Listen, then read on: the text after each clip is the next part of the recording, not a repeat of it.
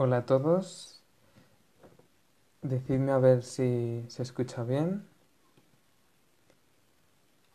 Y ya tenemos con nosotros aquí a Samantha.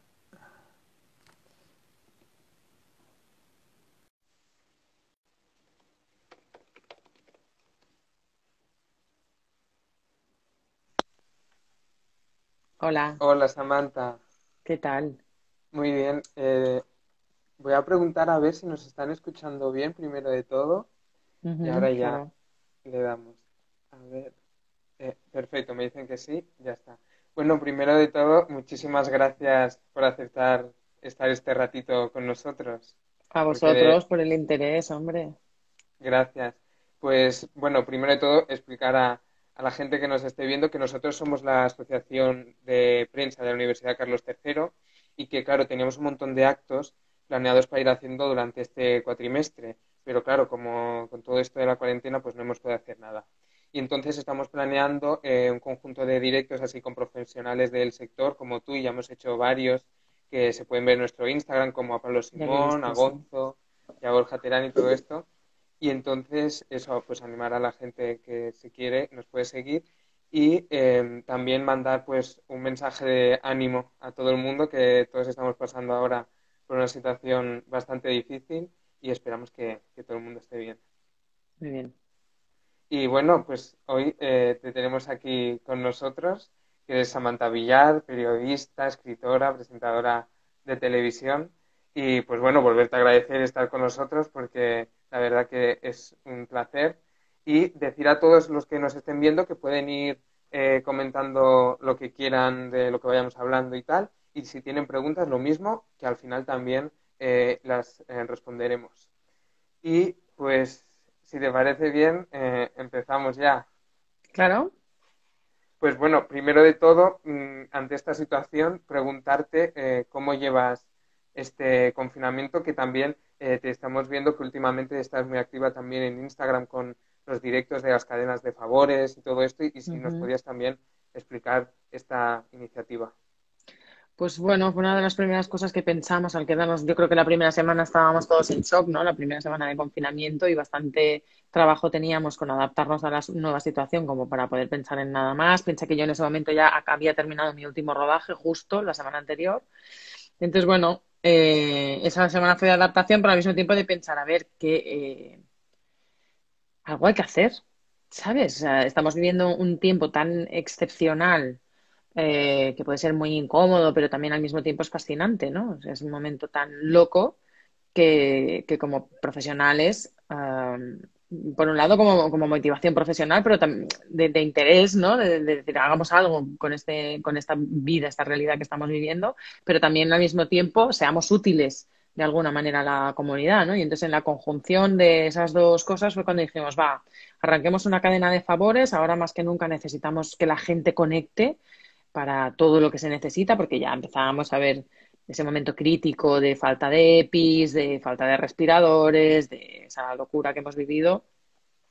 Y entonces dijimos, venga, pues todos en casa tenemos nuestras necesidades y seguro que entre nosotros podemos ayudarnos y por eso se ha planteado, ¿no? Y todas las tardes a las 4 hacemos esos directos, que la verdad está siendo una de las experiencias más satisfactorias de mi vida, porque es muy emocionante ver lo útil que es tu trabajo y lo rápido que puedes subsanar la carencia de una persona, ¿no? No sé, o hacerle llegar. Fíjate, hoy mismo nos estaban pidiendo lejía en una residencia de ancianos para poder desinfectar, porque claro, ahora la desinfección es tan a menudo que casi no tienen dinero para toda la lejía que necesitan y en yo qué sé, los Sí, sí. cubos de fregar, las fregonas y todo eso, ¿no? Entonces, es muy bonito hacerlo.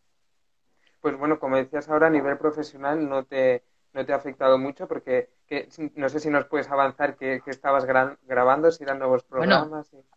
me ha afectado muchísimo. Es decir, o Ah, sea, yo había terminado mi último rodaje y justo estábamos en el momento de decidir la renovación y además teníamos apalabrado otro encargo. Todo esto se ha congelado. Y, y sí, sí, claro que afecta a que bueno, que yo creo que ahora ya hemos entrado en la fase de empezar o sea, de entender que tenemos que convivir con el virus durante un tiempo largo y por lo tanto tenemos que estar preparados para la nueva oleada. Cuando empiece el desconfinamiento y cuando llegue el frío de nuevamente, pues ya dicen todos los científicos que habrá un segundo brote. Entonces, estar preparados para eso y además adaptar nuestra manera de trabajar a la convivencia con el virus, ¿no? En cuanto a indumentaria, si tiene que ser en el trabajo, respetar la distancia de seguridad, lo digo bien, la distancia personal, etcétera, etcétera, ¿no? A lo mejor tendremos que medirnos antes de ir al trabajo la temperatura todos los días, ¿no? Tomarnos la temperatura, no lo sé. Y luego, En eso estamos. a nivel familiar, ¿cómo se lleva la cuarentena estando con los más pequeños de la casa? Pues fíjate que yo pensé que se iban a desesperar más y no. Es verdad que tengo dos niños muy pequeñitos, o sea, pequeñitos, tienen 4 años y ellos, para ellos todo es normal, ¿no? Claro. Todavía no están en el momento de decir, mamá, ¿por qué no estamos yendo al cole? O sea, no se han dado cuenta en realidad de que no van al cole. No. Y entonces por ahí es verdad que por suerte yo tengo una casa que tengo un patio, entonces esto nos ha ayudado mucho. Pequeñito, pero bueno, por lo menos nos toca un poco el sol y podemos jugar a fútbol dando 4 balonazos y tal, ¿no? Entonces, eso ayuda, pero yo creo que lo que nos hemos dado cuenta muchísimos padres también es de que de repente estar tantos días seguidos, tanto tiempo juntos, ha suavizado a los niños. Tienen días y días, ¿eh? Tienen días y días igual que antes. Y puede ser, yo creo que tengo la teoría de que ellos también han normalizado el vernos todos los días y ahora ya volvemos a los berrinches que no teníamos hace 15 días, ¿sabes? Pero bueno, ha sido una experiencia también interesante, muy, muy potente porque a todos los padres y las madres nos ha hecho darles vueltas al coco de cómo estamos criando a nuestros hijos, cómo nos vemos obligados a criarlos y ahora en este momento de tanta convivencia es otra crianza y, ostras, a muchos nos da que pensar. Y ahora, hablando un poco más sobre el periodismo, ¿cómo valoras la cobertura que se está haciendo por parte de la prensa y la televisión de la pandemia? Claro, piensa que, bueno, yo tengo una situación además que es que 15 días antes de llegar a casa me cambié de piso y no tengo antena, o sea, mi antena no funciona de televisión. Entonces yo veo todo en streaming, todo por internet, lo que te provoca eso es que vas a buscar aquello que realmente te interesa, ¿no? Claro. Y yo básicamente me pongo informativos, no me pongo mucho más, ¿no? Sé que tengo que hacerlo porque como profesional digo, Dios mío, o sea, a veces me obligo a ver los programas de mi cadena para ver cómo se están haciendo, porque era un misterio, ¿no? Pero tampoco igual, por eso te digo que quizás no sea yo la mejor persona para valorar la televisión en este momento, ¿no? Sí que sigo la prensa digital, etcétera. A mí hay una cosa que me está llamando muchísimo la atención, que es que no estamos viendo a los muertos. No hemos visto a los muertos, no hemos visto las UCIs, no hemos visto la falta de respiradores de la que nos han hablado los sanitarios, no hemos visto a los sanitarios cuando no había EPIs, cuando llevaban bolsas de basura en los zapatos, solamente lo vimos en IFEMA, no lo hemos vuelto a ver. Me da la sensación que por motivos lógicos, porque tú en una UCI no puedes entrar, es muy complicado, mmm, quizás por motivos lógicos, eh, la imagen, lo que hemos visto, no la información que tenemos, tenemos los datos, etcétera, pero lo que hemos visto, que es muy importante verlo, está suavizado. Está Claro. suavizado. El único muerto que hemos visto es el de la portada del Mundo y se lió, Sí, ¿verdad? sí, sí. Y yo Y esta luego, semana pasada, cuando me empezaba a dar cuenta de que nos estábamos relajando, de que hemos empezado a normalizar, de que ya no tenemos tanto miedo cuando vamos al súper, de que sales un día a comprar y de repente hay un trasiego por ahí por la calle que haces, ¿qué está pasando, no? Hace 3 semanas no había tanto trasiego, no había tanta necesidad de comprar como ahora, no lo sé. Bueno, y yo interpreto que se están relajando las cosas y yo hace días que digo, es que deberíamos enseñar a los muertos. Deberíamos entender que la gente se está ahogando al morir. Esto es una muerte por ahogamiento, porque afecta a los pulmones. Y aunque estés claro, sedado, cuando ves a una persona morir ahogada, se te queda el cuerpo que se te queda cortado. Entonces, y mucha gente diría, oh, es sensacionalista, oh, tal, ¿no? Y yo digo, lo siento, hay que enseñarlo, porque si no, no estamos entendiendo la magnitud de la tragedia. A mí me dices 500 muertos. Fíjate lo que está pasando. Hoy son 515 muertos. Buenas noticias, porque ha bajado el número de muertos. Sí, Y tú dices, 500 muertos, es como si se estrellara un avión sí, sí, sí. cada día. Pero ya nuestra mente está haciendo, en la comparación, ya vamos bien. ¿Perdón? Porque aparte de los 500 muertos del COVID, están todos los muertos del no COVID, que son Claro, los sí, de sí, siempre. de siempre, sí. Entonces, el problema es ese, ¿no? Que psicológicamente estamos llegando a un momento en el que pasando nada y entonces, o que ya está todo más o menos bajo control y ahora el domingo ya podrán salir los niños a dar un paseo y ahora no sé qué, sé cuántos, nos vamos a relajar y es ahora cuando tendríamos, porque además estamos cansados, llevamos 5 semanas confinados y es ahora cuando hay que apretar los dientes, es ahora cuando tenemos que enseñar a los muertos, para que tú en casa hagas y esa imagen te, lo que te digo, te dan la cifra de 500 muertos al día y tú haces una lectura de la realidad, pero tú ves morir solo a uno, lo ves morir y tu lectura Ya. de la realidad es otra completamente diferente. Y ahí es donde yo digo, señores, tenemos que enseñar a los muertos. Luego también con todo esto del COVID nos estamos enfrentando a una llamada infodemia, que hay como un auge de la difusión de bulos. ¿Y Mm. cómo crees que se podría solucionar esta situación? Mira, yo creo que este caso que estamos viviendo es un buenísimo ejemplo de una tendencia que ya venía de antes. La gente cada vez, sí, la gente, las nuevas generaciones no consumen medios tradicionales. La gente de tu generación no ve la tele, Sí, no escucha la radio, en general, estoy hablando. sí, sí, Hacen claro. un consumo muy inferior, vamos, si no es anecdótico, roza lo anecdótico. O sea, la tendencia mayoritaria de las nuevas generaciones es a informarse a través de las redes sociales. Esto tiene un problema. Por un lado es maravilloso. Por un lado tenemos mayor acceso a fuentes de información, el acceso a mayor cantidad de fuentes de información de la historia. Pero al mismo tiempo esto nos obliga a saber más que nunca cómo consumir esa información. Nos tienen que enseñar lo que es una fuente de información, aprender a distinguir lo que es información de opinión, aprender a ver si esto que nos llega tiene fuentes acreditadas, incluidas en la información, eh, distinguir lo que nos cuenta una persona de lo que es una información contrastada. Es decir, ahora que tenemos mayor acceso que nunca a la información, tenemos mayor responsabilidad que nunca. Entonces, es verdad que nos llegan muchos bulos.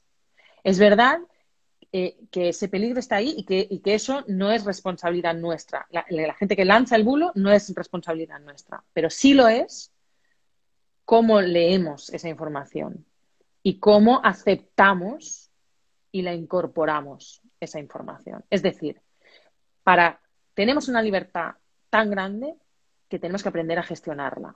Tenemos que entender que esa libertad conlleva una responsabilidad y somos responsables de la información que tenemos.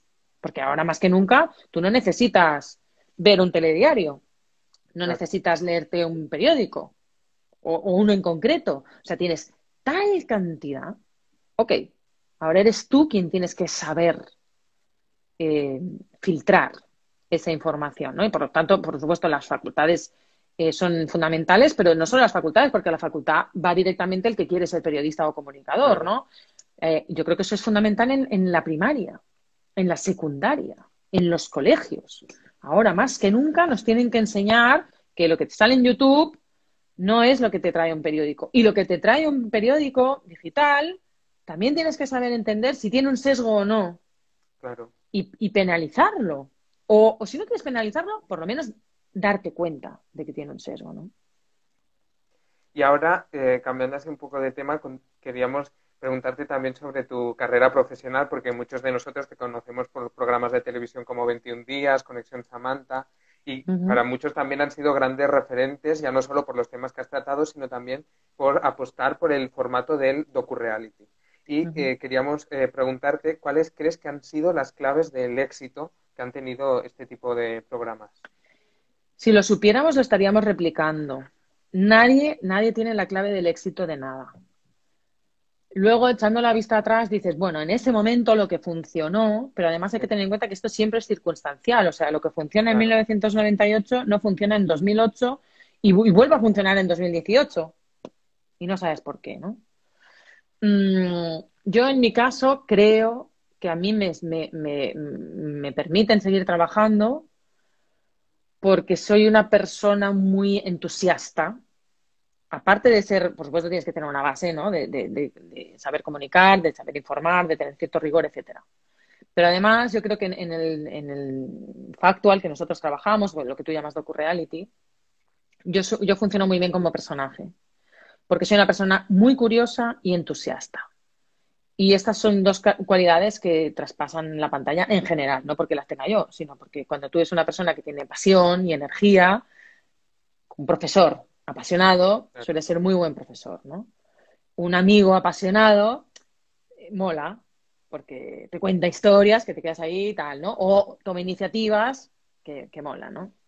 Entonces, en general, creo que a mí lo que me ha ocurrido es eso, ¿no? Que aparte de ser periodista, soy muy entusiasta con un montón de cosas y entonces para este tipo de formatos venía fenomenal y luego además también nosotros profesionalmente siempre nos hemos autoexigido seguir sorprendiendo al espectador. Entonces buscamos historias más extraordinarias todavía, cambiamos el formato cada poco, le vamos añadiendo novedades, sorpresas, creatividad. A mí me interesa mucho hacer las cosas de manera muy creativa y novedosa. A mí y al equipo, ¿eh? Pero vamos, que luchamos mucho por eso, porque las cosas sean divertidas, sean entretenidas. Y obviamente para entretener no puedes aburrir. Claro. Y aburrir es hacer 3 veces lo mismo. La primera vez sorprende. La segunda, confirmas. Sí, esto es lo que me dijiste el otro día. La tercera ya te cansa. Entonces, como mucho puedes utilizar un recurso 2 veces al tercero y nosotros nunca lo utilizamos 2 veces. Cambiamos. Y luego, como bueno, he dicho antes, somos de la asociación de la universidad y muchos de nosotros pues teníamos curiosidad porque como estamos estudiando periodismo, nos gustaría saber cómo te preparas estos programas y nos gustaría saber cómo qué hay detrás de todo esto que no vemos en la tele.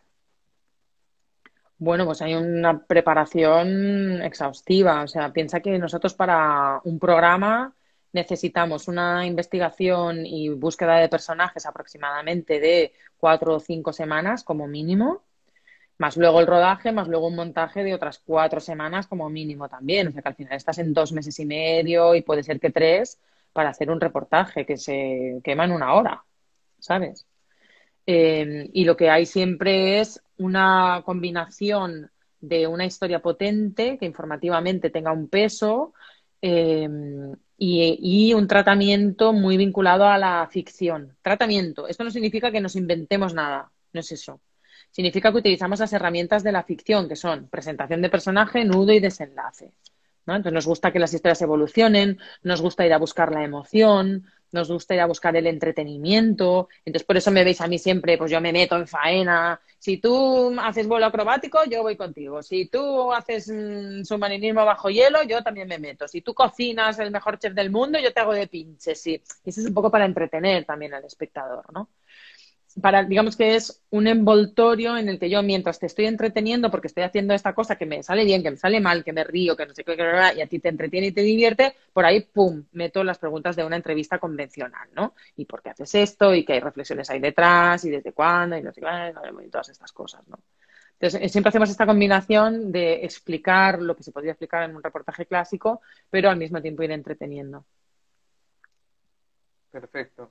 Y también hiciste el programa de 9 meses con Samantha, donde mostrabas pues todo el proceso de embarazo que tuviste con tus mellizos. Y Ujú. queríamos preguntarte por qué decidiste documentar todo este proceso y compartirlo con la gente.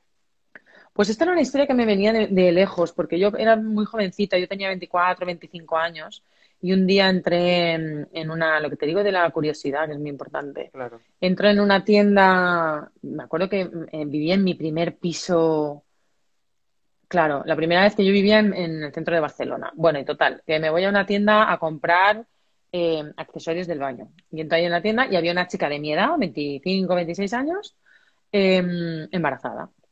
Y fíjate que yo soy muy poco de preguntar así, soy bastante siesa en general.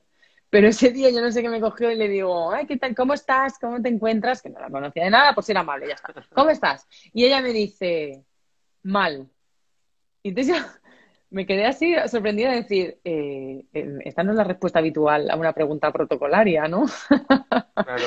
Obviamente le pregunté por qué, ¿no? Y entonces ahí ella me empieza a decir, es que, es que no puedo, fíjate, yo no puedo ir en bicicleta, que me encantaba, no puedo salir de fiesta, mi novio sí que puede salir, yo no puedo beber, yo no puedo fumar, pero todos mis colegas sí, no sé qué, duermo mal, me duele la espalda, no sé qué. Y me dijo, pero lo peor no es eso, lo peor es que no me puedo quejar, porque cuando me quejo, la gente me pregunta si es que no me hace ilusión ser madre. Y entonces yo ahí dije, oh, qué interesante. O sea, que hay un tabú. Aquí hay una realidad que existe y de la que no puedes hablar porque si no la gente te juzga y te estigmatiza. Me acuerdo perfectamente de ese día. Entonces me acuerdo a partir de ahí decir, wow, hay que empezar a hacer reportajes sobre la maternidad porque la chica esta me ha contado que no es como nos lo cuentan, que pim y que pan, ¿no? Fíjate yo, 25 años. Cuando lo pude hacer tenía 40. Cuando ya, fíjate, después de todo esto, años más tarde yo me empiezo a dedicar al factual y hago las historias en primera persona y cuando decido ser madre digo, ostras, es que es ideal, ¿no? O sea, explicar en primera persona un relato de la maternidad que no es el relato al que estamos acostumbradas y acostumbrados, ¿por qué? Porque la realidad no se está contando. Solo a poco que cuentes la realidad, aquí ya tenemos un filón. Y por eso lo hicimos, ¿no? Y ahí empezamos a buscar todas esas historias que se salen de lo ortodoxo, de lo estándar, en mi propia vivencia, contar lo que se aleja de lo que ya nos esperamos, ¿no? O sea, no es todo qué bonito, ay, qué ilusión ser madre, ay, tengo muchas ganas de verle la carita a mi hijo, ¿no? Es más bien, hostia, yo no sabía que iba a estar vomitando 3 meses, ¿no? Claro. Ese rollo. ¿Y te sorprendió la repercusión que tuvo en las redes cuando sacaste el programa o ya te lo esperabas? No. ¿Quieres decir a la controversia? Sí, sí, sí, La bueno, que polémica se por... hizo mucho eco del programa de Samantha y todo el mundo empezó a opinar y se puso como ese tema, se puso al alcance de Sí, todos. es que hay dos cosas. Cuando estrenamos primero... a ver, voy a hacer memoria. Ah, no, sí, sí, claro, claro, claro. Fue coincidiendo con el estreno del programa. Tienes toda la razón. Claro. Mm, Dos cosas. A mí lo que me sorprendió que no sabía es que nosotros hicimos un récord de audiencia de 4 del año. Fueron Sí, 3 emisiones y fue el programa más visto del año en la cadena. Esto sí que me sorprendió. No sabía, ni 4 tampoco se lo esperaba, que una temática tan sectorial, porque en principio era una cosa que iba a interesar a mujeres embarazadas o que quisieran ser madres, mucho más, no pensábamos que tal, ¿no? Bueno, pues sí, pues fue un exitazo, tal, vale. Eso fue la primera sorpresa. Luego, en cuanto a la controversia, no me impactó tanto esa controversia, tampoco es que hubiera pensado que existiría, pero cuando llegó la polémica no me impactó tanto porque yo ya había vivido polémicas anteriores bastante heavies. Y desde 21 días, 21 días fue un formato muy polémico también y tal. En 21 días ahí sí que me impactó más, porque no la entendía, me parecía muy injusta la crítica y demás.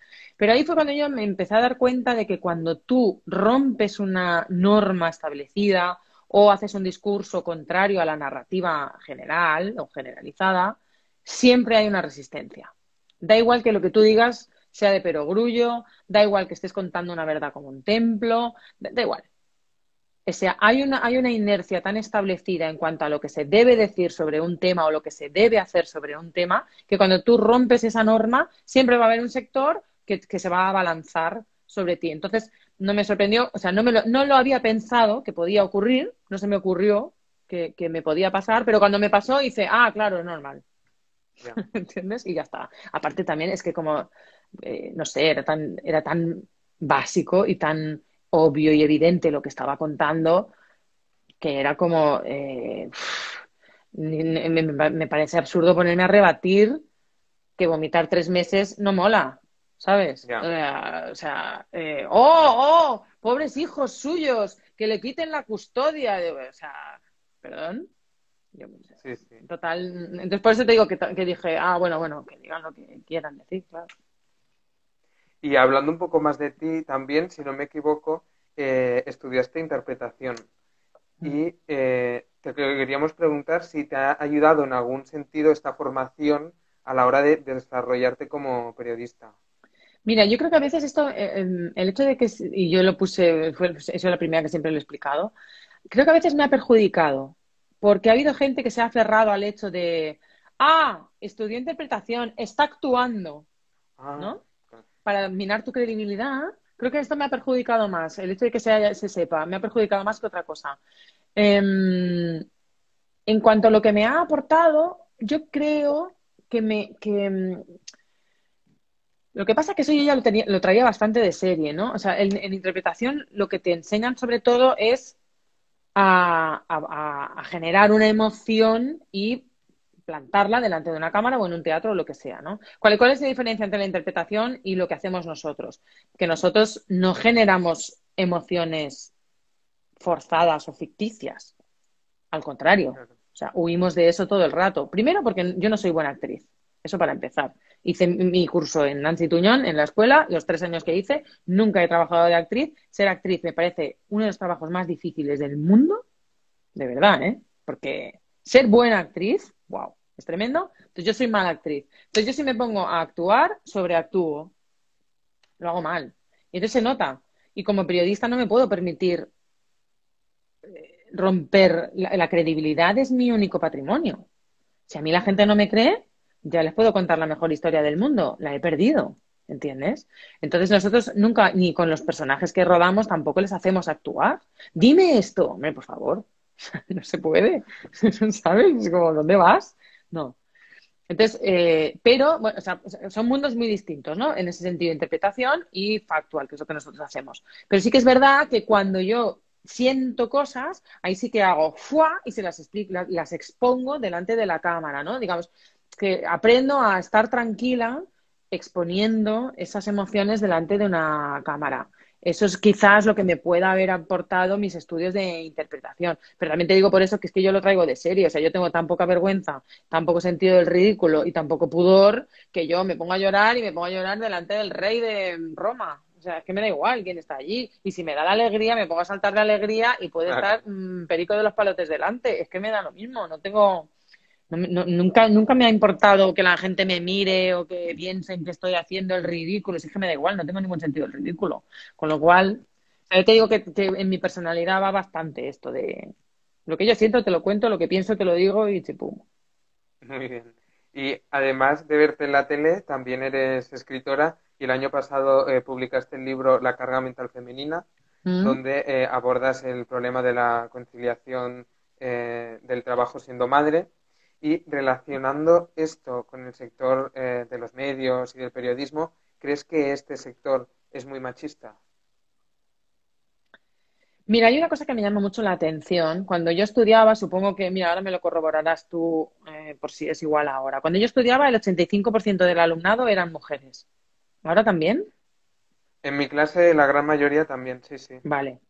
Lo que me sorprendió cuando entré en el mundo laboral es que hay mucho más equilibrio hombres-mujeres. No, las redacciones no están compuestas al 85% por mujeres, lo cual significa que comparativamente los hombres tienen más opciones de conseguir trabajo que las mujeres. Hay una tendencia como a equilibrar, ¿no? Hay muchas mujeres, pues va, cojamos hombres. Entonces, obviamente, los hombres tienen más oportunidades que las mujeres, ¿no? Eso para empezar. Y luego el techo de cristal famoso, que cuando vas asumiendo mayor o tienes la opción de asumir mayores responsabilidades o que te den un cargo, ahí entran en juego dos cosas. Una, por un lado, es la inercia masculina de dar los cargos a hombres. Hombres ostentan cargos y tienen que designar a alguien para el cargo y en general, hasta hace bien poco, se ha designado a los hombres. Y la otra, que también es necesario destacarla, es que muchas mujeres nos hemos frenado a nosotras mismas para asumir cargos. Y en eso interviene mucho la maternidad. Interviene mucho. Porque ahí es cuando dices, me va a quitar tiempo de estar con los niños, si yo no estoy en casa, la casa se hunde, es que me voy a perder la infancia de mis hijos, cosa que a los hombres les implica menos. Y por ahí venía mucho también lo de la carga mental femenina, ¿no? Nosotras llevamos muchas estructuras preestablecidas que hemos mamado o nos han inoculado, ¿no? Desde la infancia y nos cuesta mucho desprendernos de esas estructuras, además de que desde fuera tampoco nos lo fomentan, ni nos ayudan a conciliar, ni, ¿no? No me gusta hablar de la conciliación solo para la mujer, ¿no? O sea, no hay un plan de conciliación para las mujeres y para los hombres, ¿no? No existe. Entonces ahí es una decisión muy personal que te implica restarle horas a tus hijos para dárselas al trabajo y por eso también hay muchas mujeres que dicen que se frenan y que no aceptan cargos. Entonces Y sí, al final hay un mundo enfocado hacia los hombres, sí, también en el periodismo. luego, hablando también sobre la comunicación, ¿quiénes consideras que han sido tus referentes en el mundo de la comunicación? Fíjate, es curioso, porque, bueno, yo siempre, mi mito siempre ha sido Iñaki Gabilondo, para mí ha sido, me parece insuperable, insuperable. O sea, es que tiene tantas cualidades. O sea, no es solamente riguroso, profesional, eh, bueno, entrevistando, no es solamente eso, es que además es fino, es que además es elegante, es que es cultísimo, es ponderado. Bueno, es una cosa, es una maravilla, Mm. ¿no? Iñaki Gabilondo. Y luego, curiosamente, yo para mis programas me inspiro mucho en la ficción, porque al final lo que cuentas más o menos ya sé cómo articularlo. O sea, ya sé que la historia tiene un sujeto, un verbo y un predicado, y al final la cosa va a ir por más o menos los mismos derroteros, ¿no? Pero luego me fijo mucho en la ficción para ver cómo construyen una secuencia, cómo explican con un plano, cómo el documental, ahora en el auge del documental me encanta fijarme, cómo te presentan un personaje, cómo te inducen a pensar qué le va a pasar a este personaje y luego te lo rompen. Este tipo de cosas es la que más me gusta, ¿no? En realidad lo que no he estudiado, ¿no? Que es el guión de ficción. Claro, que es la construcción de personajes y el ir manejando. Entonces, me fijo mucho en cómo lo hacen en las series, en los documentales de autor y tal, para hacer, yo quiero eso, me lo copio. Ah, vale, ya le he visto el truco, ya sé cuál es el esquema. Ok, ahora lo hago yo. ¿Y hay algún tema que te llame la atención y que te gustaría explorar en un programa que aún no has tenido la Sí, oportunidad o que te sí, gustaría? siempre hay nuevos temas, siempre. Y ahora la vida que estamos viviendo ahora y la crisis que estamos viviendo, ayer dije, tenemos que hacer esto. Esto, por esta, no lo puedo contar porque esto puede ser un proyecto ahora profesional, Vale. pero estoy muy interesada en hacer algo así y lo voy a hacer, porque yo cuando me intereso lo hago. No sé si encajará en la cadena de siempre, espero que sí, pero si no encaja, pues tendremos que buscar otras cadenas. ¿Y hay en cambio algún tema que eh, te hayas negado o que te negarías a dedicarle un programa o a tratarlo de alguna forma?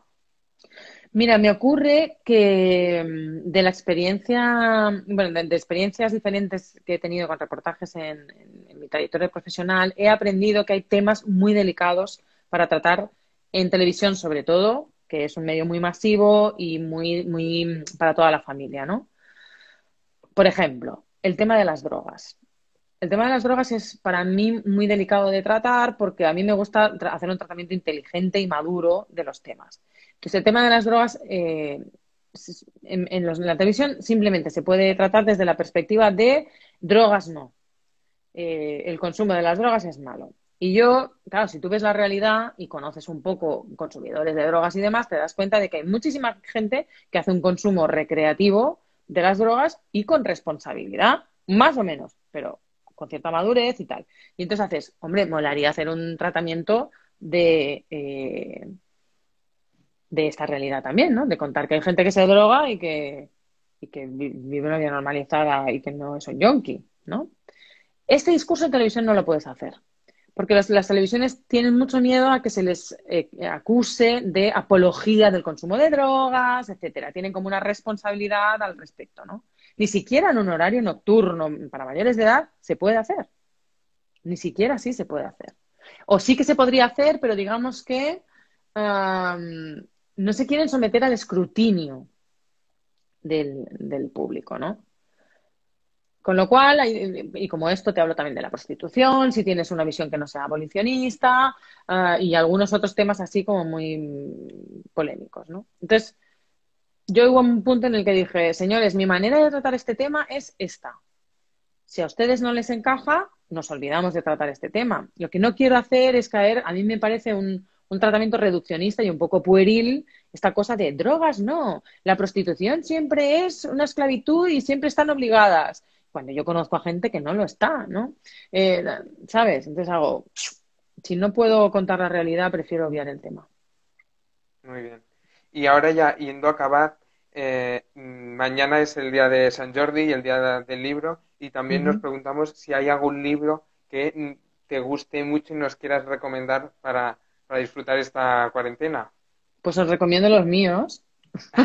Perfecto, Me ha perfecto. gustado mucho escribirlos. Me Genial. pa- Tengo cuatro. Hay uno coral que he hecho últimamente que se llama Pecadoras, no, ¿cómo era? Pecadoras originales, que es una visión del feminismo, una visión de los pecados desde una óptica feminista.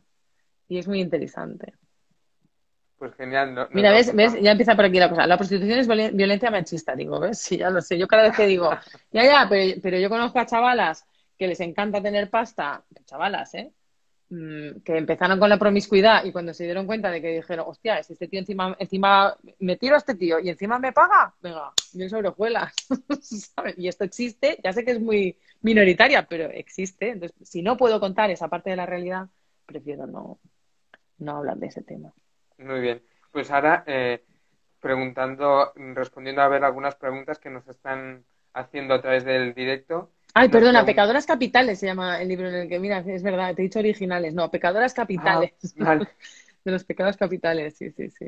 El libro Luego, último que he publicado, genial, supongo que en tus redes lo podremos ver seguro que sí. y nos preguntaban con qué programas te quedas como favorito. ¿Cuál ha sido tu programa favorito? Muchísimos. A mí me gustan mucho los programas que me enorgullecen, ¿no? Yo me acuerdo cuando hicimos el Conexión Samantha de menores transexuales, por ejemplo, no se había hecho mucha cosa así, en la televisión comercial no se había hecho una cosa así, y gracias a ese reportaje se creó, lo digo bien, creo que es Crisalis, sí, Sí, la Asociación de Familiares de Menores Transexuales. Entonces, cuando tú haces un programa que le ayuda de una manera así a la gente, esto a mí me enorgullece mucho, ¿no? O 21 días en la mina, que le cambió la vida a Marlene, o los directos en Instagram que hacemos todas las tardes a las 4 vale, en cadena de favores, que estamos ayudando físicamente, ¿no? A la gente con EPIs, con cosas que necesitan, con asesoramiento, con escucharles, con... Es una maravilla, ¿no? Sentirte tan útil es precioso. muy bien. Y luego nos preguntan que a qué persona te gustaría entrevistar que aún no has podido Voy a entrevistar. tantas, al rey, a la reina, a tantas. Y si le preguntaras, ¿qué le preguntarías? La primera pregunta al rey. La primera pregunta al rey.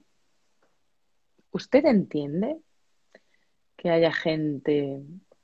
¿Usted entiende que hayan perdido el apoyo de tantos españoles? Pues muy buena pregunta.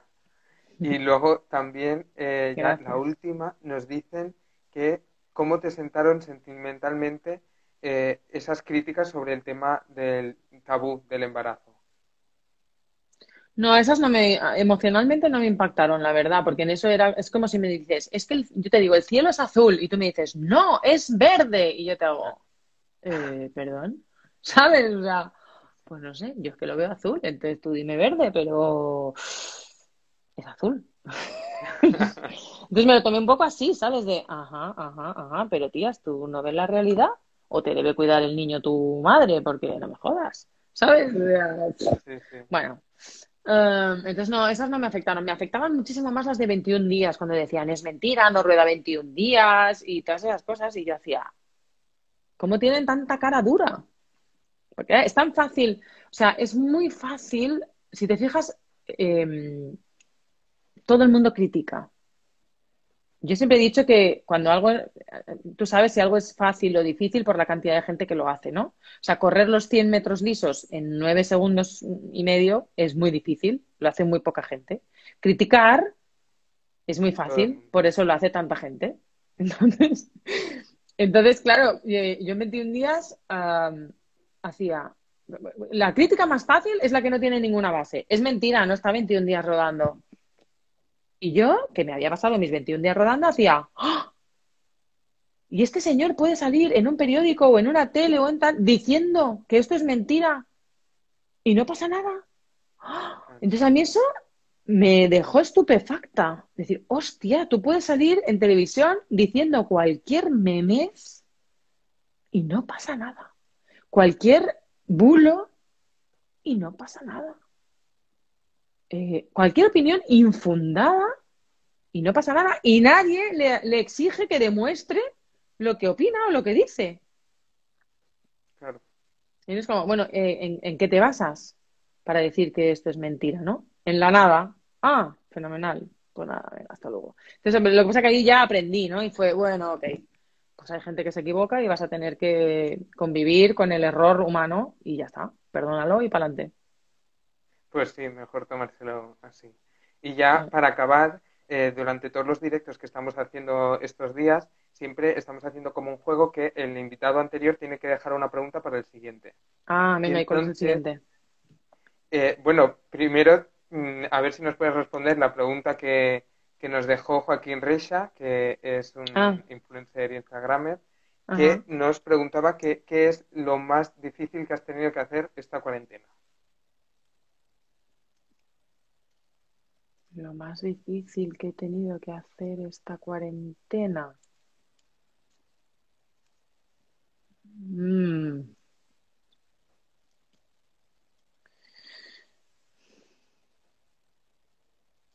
Yo creo que lo más difícil ha sido hacerle entender a gente muy cercana mía que no se pueden relajar. Porque eso que te digo, ¿eh? Yo estoy viendo que la gente se está saltando a la torera muchas cosas.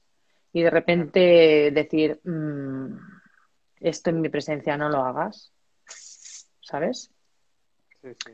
Esto ha sido difícil porque entiendo que es duro, entiendo que estamos cansados, entiendo que todos lo hacemos con la mejor voluntad, entiendo que creemos que no nos va a pasar nada. Y eso ha sido un poco, he tenido que buscar bien las palabras y hacer un poco de pedagogía y tal. O sea, eso, yo creo que eso es peor que los berrinches de los niños cuando están aburridos o cansados o, ¿sabes? Hacer, ¿cómo hago para abrirle los ojos a esta persona? Y no sé si lo he conseguido. Bueno, y ahora que si nos puedes dejar tú una pregunta para el siguiente invitado y que siempre hacemos que sea sorpresa, Ya. que para que sea la pregunta que tú quieras. Venga, pues, ¿qué es lo que sacarás? ¿Qué crees que vas a sacar de la cuarentena o del confinamiento, que durará más de 40 días? Sí, pues lo apuntamos y ya lo haremos. Muy bien, Pues hasta aquí el directo. Muchísimas gracias otra vez por pasar este rato con nosotros, que ha sido súper a ti. interesante todo lo que nos has explicado.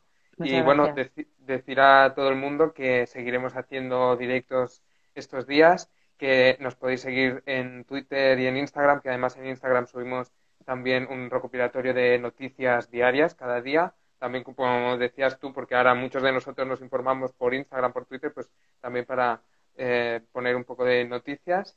Y este story lo guardaremos y durante 24 horas se podrá ver quien quiera. Muy bien. Pues muchas gracias. A ti y a vosotros, que vaya muy bien. Chao. Chao.